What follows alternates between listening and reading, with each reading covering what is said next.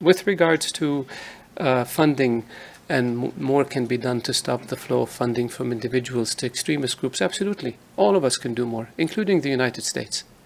The importance is to have credible information so that you can take actions against them. In the Kingdom of Saudi Arabia, we have one of the strictest laws when it comes to financing of extremism or terrorism in the world. Our charities cannot operate abroad except through the King Salman Center or the Saudi Red Crescent, which is a semi-government entity. Our charities cannot withdraw cash from their banks. Any money raised in Saudi Arabia has to be spent in Saudi Arabia. And these are fairly strict procedures that I don't believe other countries in the world, including the United States, have taken. We have designated entities that we believed supported terrorism, including the Al-Haramain Foundation more than about 10 or 12 years ago, including their branch in the United States. We have designated individuals. We have laws in Saudi Arabia that prohibit the raising of funds or the distribution of funds to extremist or terrorist groups. We have people in jail who were put on trial for doing so and then sentenced to doing this. So nobody can question the kingdom's commitment to fighting terrorism or fighting the financing of terrorism. At the end of the day, we are the main target of Al-Qaïda and Daesh, because Saudi Arabia is the birthplace of Islam and it's home of the two holy mosques.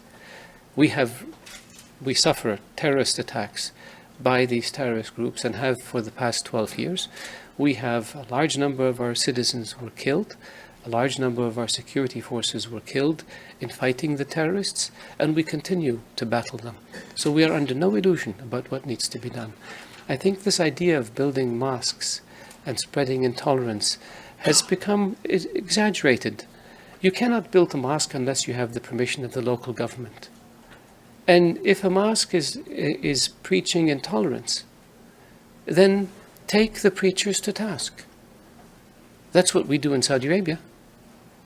But to build a mosque because a community requested it, and to provide the brick and mortar, and then if later on it's taken over by extremists, that really should be the responsibility of the local government, not the donor who made the donation 30, 40 years ago. And so we work with people in this area. We have de-radicalization programs. We have campaigns to promote tolerance and to combat extremism, and we work with other countries to do so. And I think the charges that are leveled at Saudi Arabia are, one, not correct.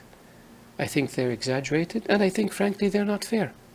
We have done as much, if not more, than any other country in the world to fight terrorism, terror financing, and those who promote extremism and violence. And our record is very clear.